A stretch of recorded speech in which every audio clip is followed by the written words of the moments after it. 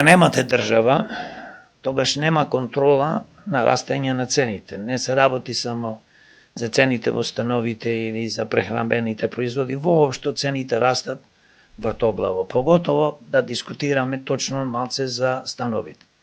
Значи има станови кои што во Скопје наводно се продаваат за 5000 евра квадрат. Има во Битола станови кои што се продаваат за 2000 и повеќе и во помали градови. Ова е лудница. Затоа што, како што кажав, нашата држава е криминална, политичарите не ги интересира никаква политика да ги контролират овие астрономски цени.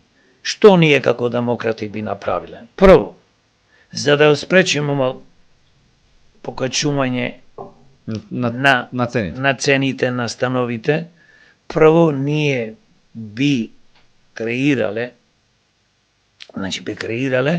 јавна фирма, јавна приватна фирма, кој што ќе работи исклучиво,